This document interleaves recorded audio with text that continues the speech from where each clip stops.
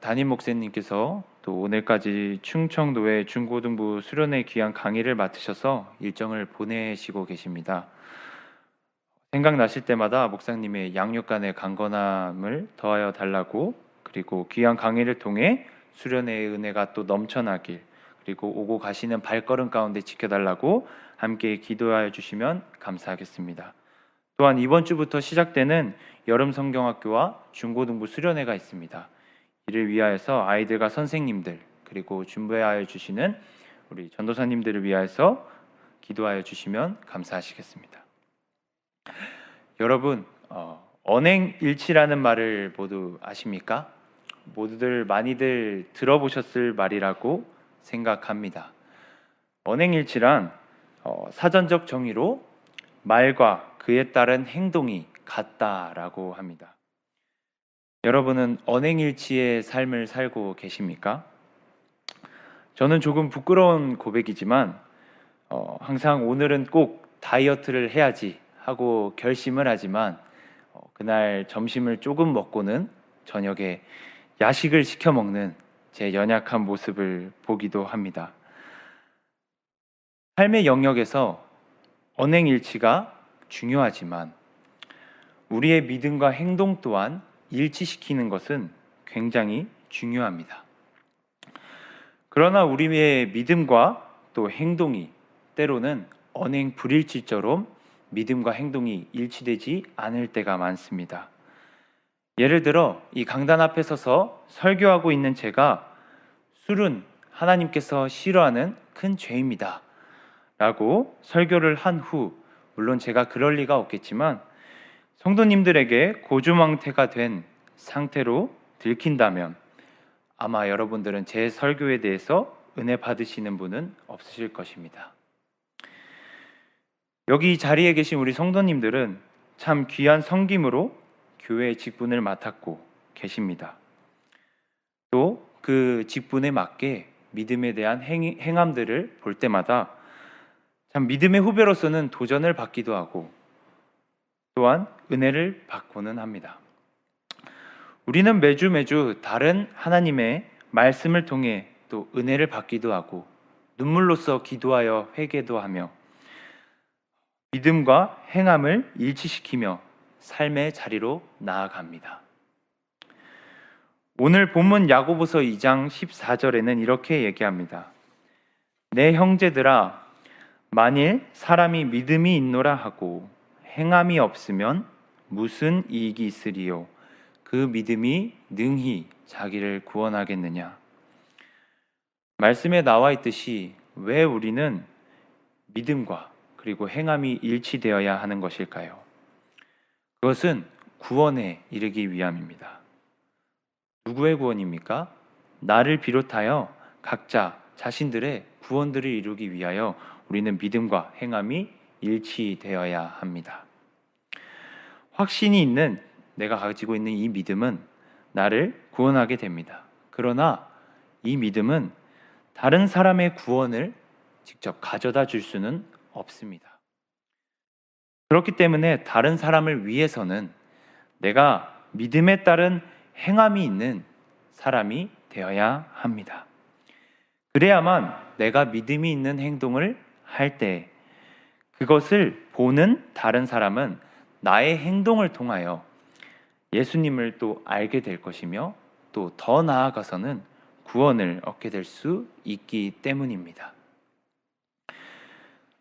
성경에 이와 같은 내용이 예수님의 비유를 통하여 나타나고 있습니다.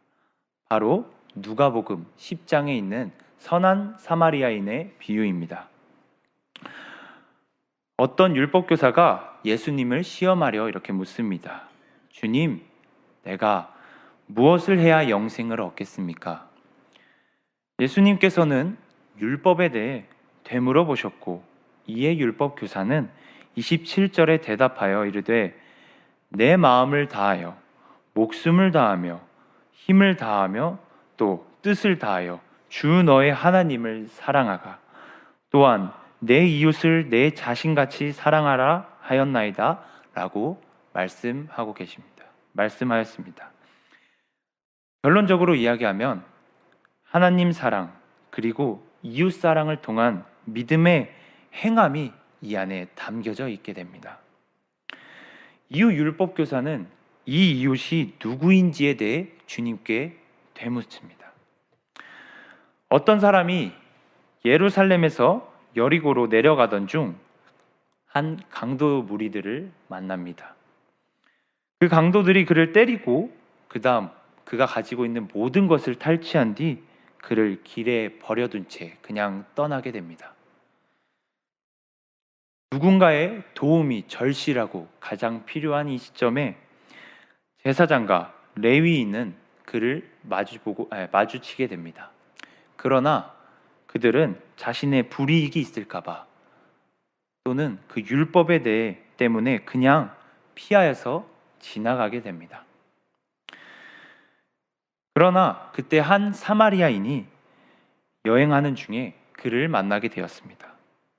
희망이 없어 보였고 도움이 절실히 필요한 그에게 희망을 주기로 작정하게 됩니다. 사마리아 사람은 그 강도 만난 사람을 아픔을 상처를 치료하여 주고 그 다음에 주막으로 데려가 여관 주인에게 은화 2개를 건네주며 이 사람을 돌보아 줄 것까지도 얘기를 하게 됩니다. 예수님께서 이 이야기를 마치시고 율법 교사에게 다시 묻습니다.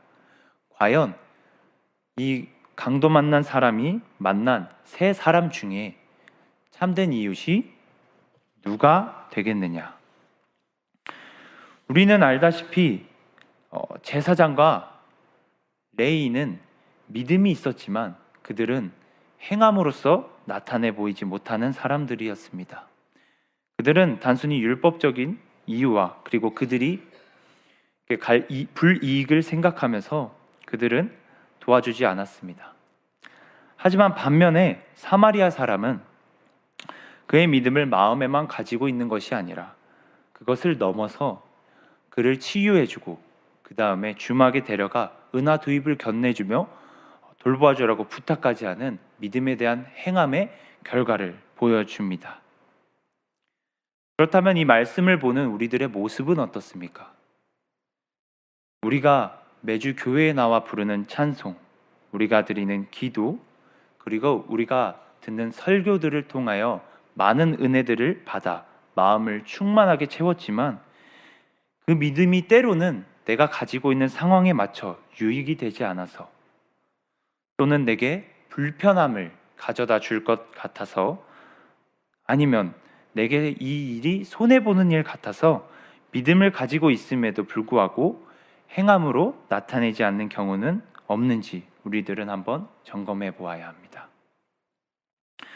말씀을 정리하려고 합니다. 오늘 본문에서 야고보는 성도의 믿음은 행함으로, 즉 선행으로 나타나야 한다고 말합니다. 이것은 믿음을 가지고 여러 가지 일을 하려는 것이 아니라 우리가 가진 믿음이 선한 일을 하여 조그만 것일지라도 열매로 나타나여져야 한다는 것입니다.